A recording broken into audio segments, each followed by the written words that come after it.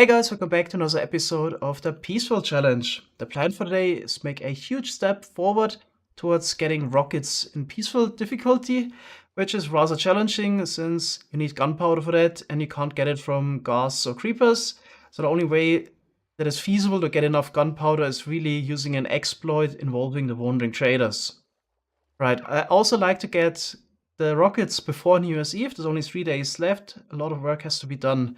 So yeah, I want to get the rockets before New Year's Eve because of the corona situation in Germany this year. It's not allowed to buy any fireworks. So it would be nice if you could maybe use a couple of rockets in Minecraft to compensate for that. All right, so let's actually go to Creative World so I can explain how the exploit with the wandering trader works and how we're gonna use it to get a lot of gunpowder. First, let's actually take a look how pointless the wandering trader without exploits is actually to get resources. Because I've seen a lot of people in the comments suggesting we should use wandering traders and make farm for it to get gunpowder. But in case you don't use any exploits, I will show how little you actually get and how pointless it is to do so.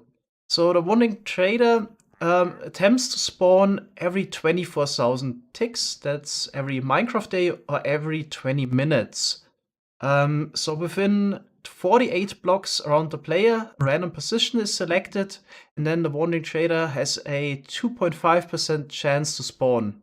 So only 1 in 40 cases a wandering trader would spawn the first time this is attempted. Then after another 24,000 ticks, the chance has increased to 5%. And then after another 24,000 ticks, in case the wandering trader hasn't spawned, it caps out at 7.5% chance. So all the following attempts are 7.5% chance. So according to the Minecraft wiki, I haven't done the math myself, it takes about 4 hours on average to get one wandering trader. But we actually need a special wandering trader, one that actually sells gunpowder to us. So if we just have a random one, then there's a good chance that we actually don't have any gunpowder trades. We can actually try out a couple. Let's see. No gunpowder, no gunpowder, no gunpowder. This one here sells gunpowder. So the chance to actually get one is a 1 in a 6 chance to get the gunpowder trade. So on average, it should take about 1 full real-life day to get a wandering trader in the best case with the optimal setup. What you also need to know, the game attempts to spawn only a single wandering trader per server.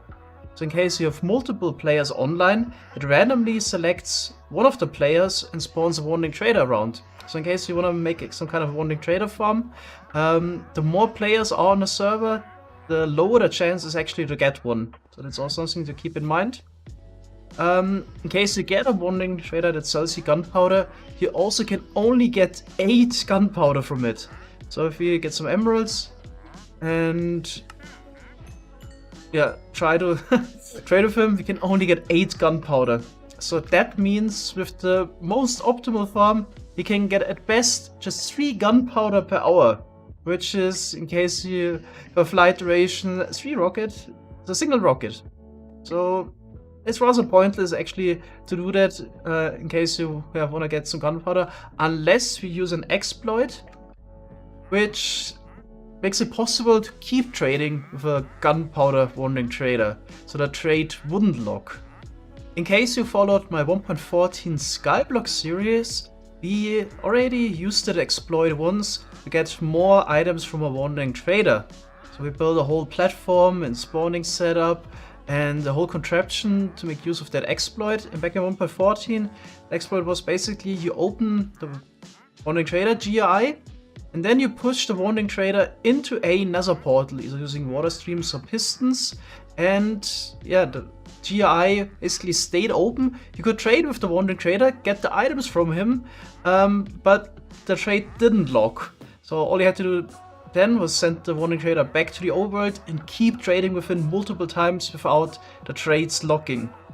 That exploit unfortunately got fixed for the nether portal and the end portal, but Mojang didn't fix it for the end gateway. So let's try it out. Let's get a wandering trader.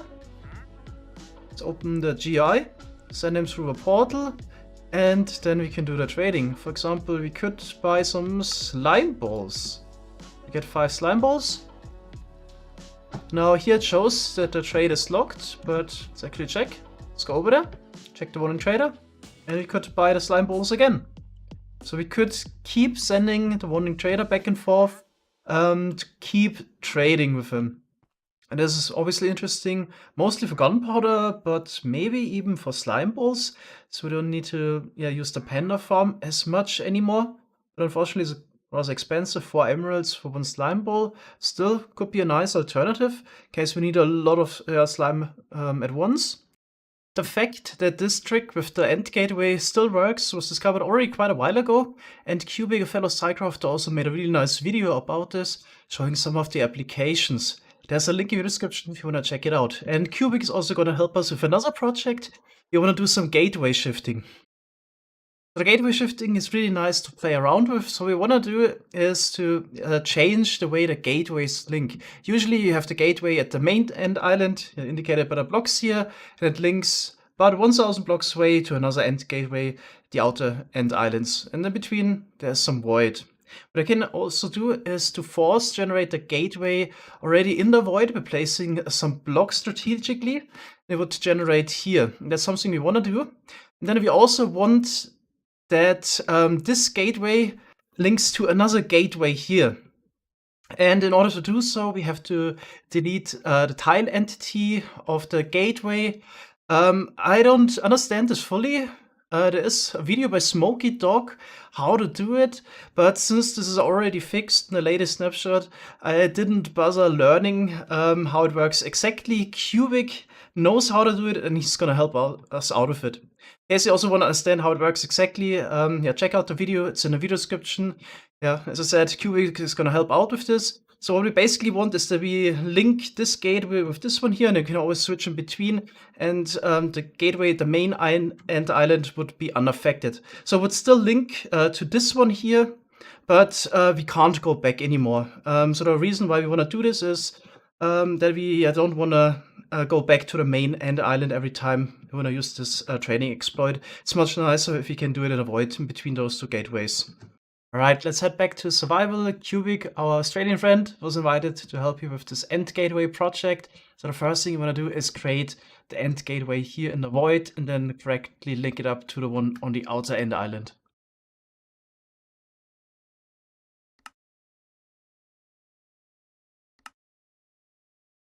Alright, entrance gateway has been loaded. So now it's been added to the tile tier list. So what will happen is the chest will tick first, and then the gateway will tick. Pretty much that will delete the tile entity of the gateway.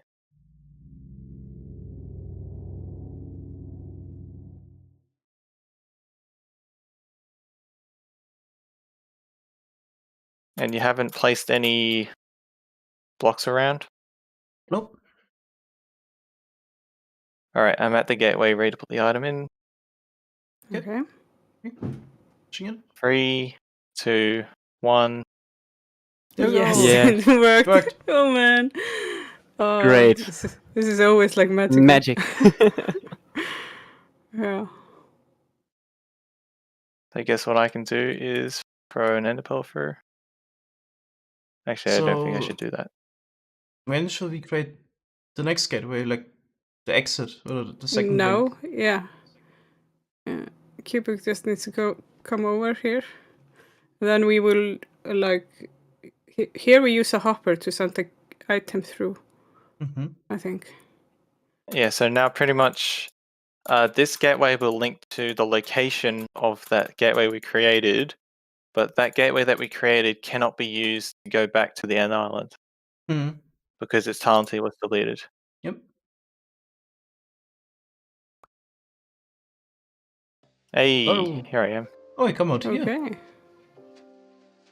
Yeah, on the because it's a full block probably. Yeah, so yeah, it will put me on the nearest solid block. Alright, so pretty much if I go up to this guy, throw an item in, the item shouldn't do anything. So did it appear right on top of the chest? So how do we get Just, here? Should we yeah, build this like center a piston test. bolt, or what's the plan? Yep, So it's dataless. Okay. Mhm. So do we need the hopper now? Yeah. So so you want to generate the exit one right now? Mhm. And we have everything. Yep. Pretty much all you need to do is go up to it, place a hopper next to it, and put an item in that hopper. There we go. Now there should be a new entrance gateway. And the Can instant that you go an through item it? goes through, Can we go through this one here? I'll throw an item through Or should I first, just fly so we over generate there? the exit gateway. Okay. Move. over Whoa, there. it's up there. Did you see it? It's Yeah. right above us. Oh, Yeah. oh shit! We forgot a step. Oh, So Cubic forgot an important step here in the process, and basically we were screwed. But we already thought ahead and anticipated that something might go wrong, and therefore we took a backup of the world just before we started with the whole process here. So we loaded the backup and tried it again a couple days later. Just tell me, I should just throw an item through, wasn't it? The only thing. Yeah, I see Mango Coming. swooping over from the distance. Don't even have a rocket in my inventory. It's so dangerous what I'm doing here. Yeah, I just noticed it. I have all my stuff now.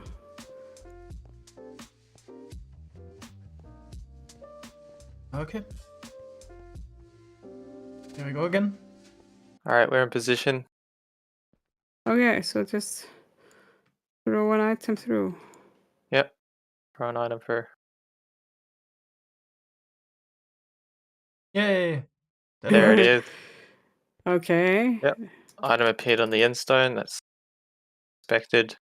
Last time you forgot a step. What's next? Yeah. So what's next is that we check that we deleted the talented data properly Mhm.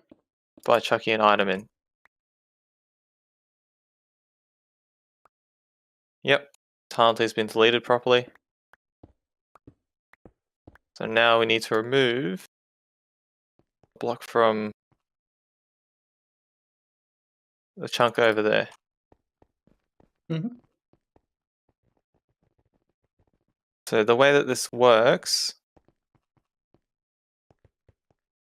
so every time you generate throw an entity through an entrance gateway that's never been used before, it will draw a vector from 0, 0 in the end, although through the end gateway out to specific radius in the end.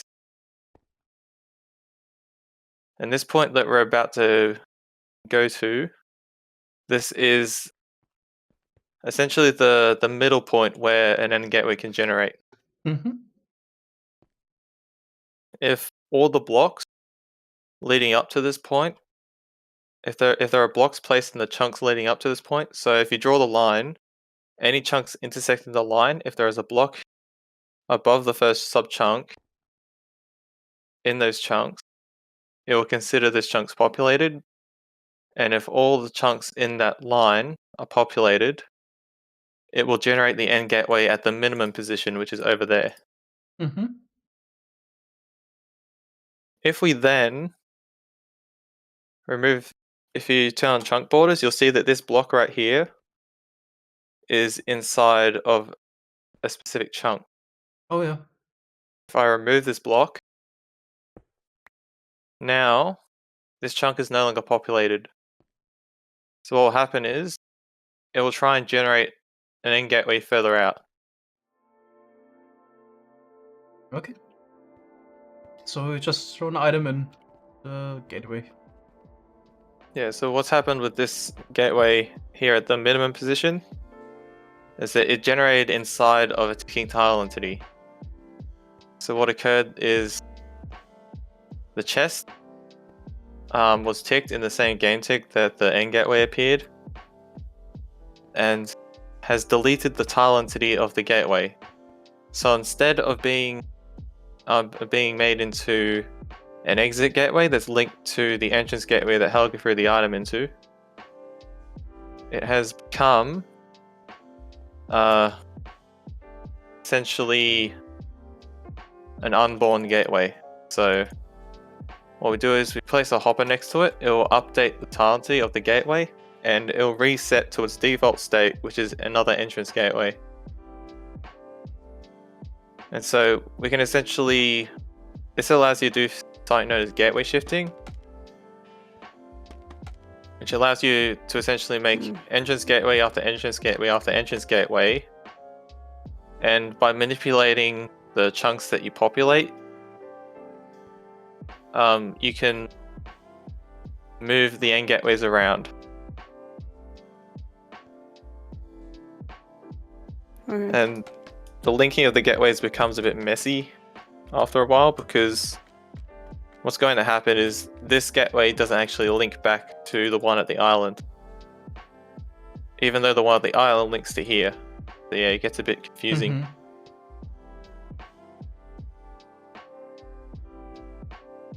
So I'll put the item in. Okay. So right now this should be a new entrance gateway. Okay, so we can go through it. Yeah, so I'm just double checking. They removed that block in that chunk. Yep, chunk is depopulated. And let's throw an ender pearl.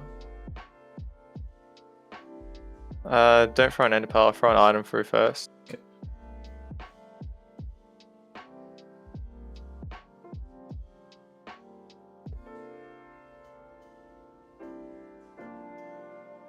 I believe those items are transported. Let's see.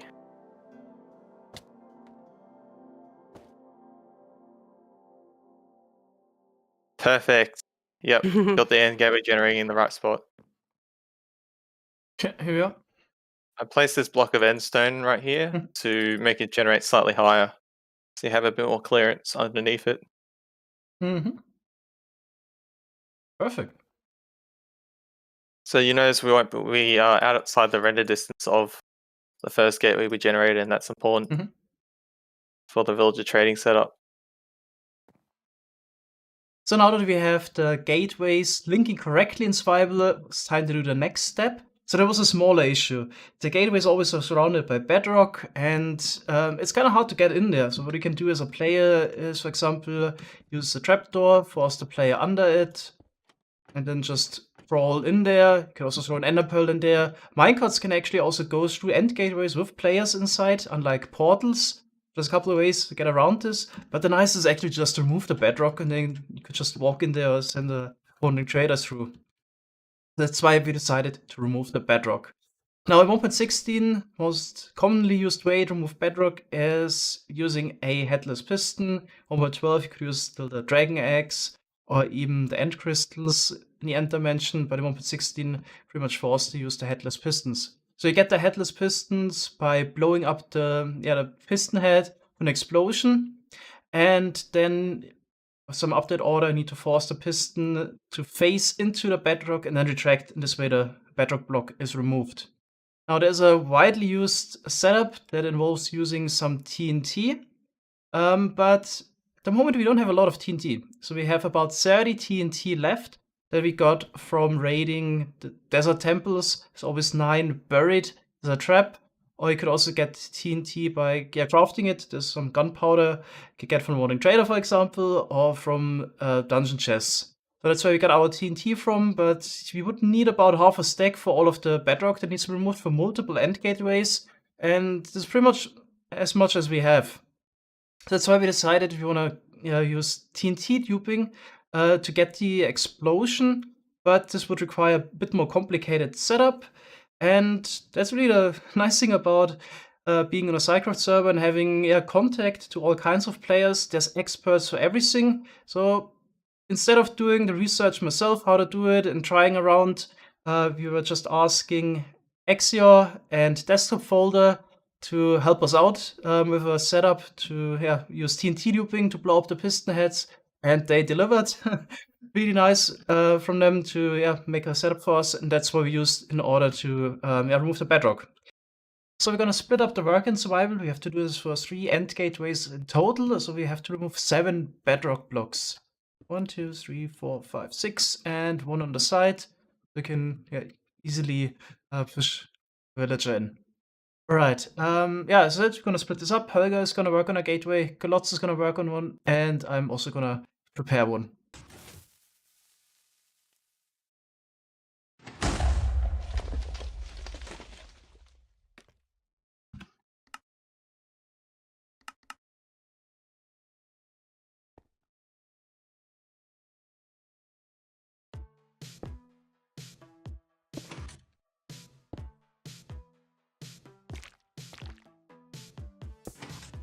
Ah, now I get what's happening. Oh yeah, okay.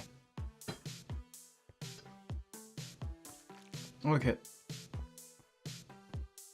I think I'm gonna remove the first bedrock here now.